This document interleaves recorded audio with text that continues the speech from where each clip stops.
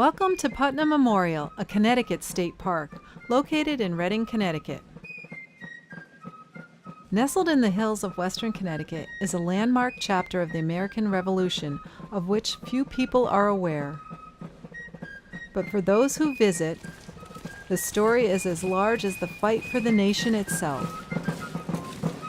It was here in the winter of 1778 to 79, 1 year after Valley Forge, that a third of General Washington's Patriot Army spent the winter.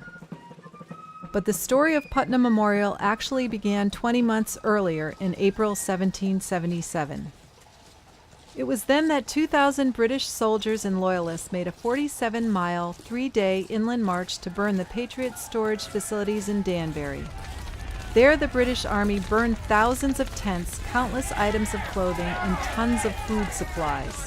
To ensure such a loss of provisions by an inland raid never happened again, Washington dispatched his troops to winter quarters in Redding to protect Danbury and the Hudson River Valley. The Redding location was divided into 3 sub-camps. Putnam Memorial was the main camp. The men began arriving at the site in December 1778. The hilly wooded site offered protection, wood for hut construction, and fuel for heat. The stream that provided clean, sufficient water for the troops still flows today. The men stayed in tents while they set to work constructing the 116 huts on the site. By January, the huts were complete. The men prepared to face the cold New England winter which loomed before them. General Israel Putnam directed this camp and all of the Patriot Army in western Connecticut. Putnam was literally a legend in his own time for his exploits in the French and Indian War and for the Battle of Bunker Hill. Not long after the troops arrived, there was unrest in the main camp due to food and supply shortages. General Washington heard of these shortages and inquired to the colonial deputy clothier about promised provisions to the Connecticut troops.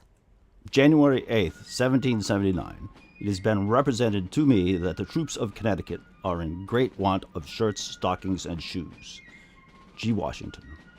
Angered by the lack of necessities and delays in pay, many men prepared to march to the State House in Hartford to demand compensation. But Putnam would have none of it.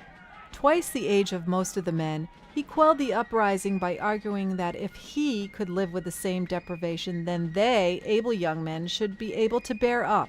And they did. The long winter stood before them. Food was inconsistent, cold weather dominated, and boredom prevailed. Life in winter camp was uncomfortable. The huts were crowded, the fireplaces were smoky. The winter days were short, the nights were long. In February 1779, General Putnam, while inspecting troops in southwest Connecticut, was nearly captured by a surprise British raid. After staying the night in Knapp's Tavern in Greenwich, Putnam had word early in the morning of February 26, 1779, that the British were after him, and he was a keen prize for them. Putnam made a crafty escape from the tavern and rode his horse down a stone stairway where no one dared to follow. The angry British watched as he fled. Putnam fired a verbal volley of curses at his attackers. You dirty redcoats can't get me.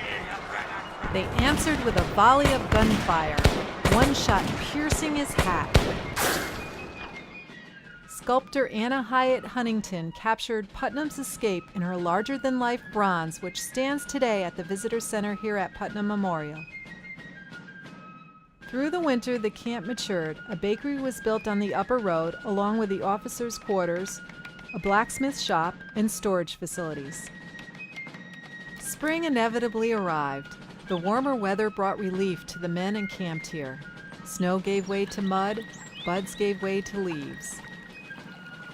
As the end of March 1779 approached, the Canadian and New Hampshire regiments left camp for new assignments. In early May, the 2nd Connecticut Brigade left the camp. And finally, on May 27, 1779, the last brigade, the 1st Connecticut, marched west to protect the Hudson Highlands.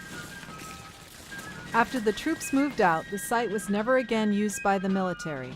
Slowly, nature reclaimed the site. First grasses, then shrubs, and finally trees grew up among the ruins.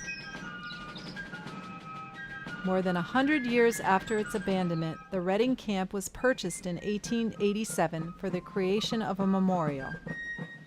By 1888, the 42-foot-high granite obelisk was erected. The tower gates were completed, and the entry road was under construction. Today, the tumble-down chimneys at the park are enduring landmarks of that remarkable time more than 230 years ago, and to the fortitude of the men who fought and suffered to forge the nation we enjoy today. Your visit to Putnam Memorial should include all three elements of the park. Here in the Visitor Center, you'll find interpretive kiosks and site maps of the memorial grounds.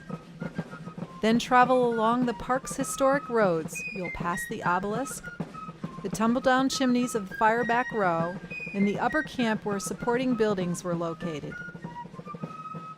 And finally, visit the museum, which showcases artifacts uncovered through years of archaeological digs. There is also a life-size diorama which depicts camp life in December 1778. Thank you for visiting Putnam Memorial State Park. The Connecticut Department of Energy and Environmental Protection thanks the friends and neighbors of Putnam Memorial State Park for their continued support and for making many of the displays and this program possible.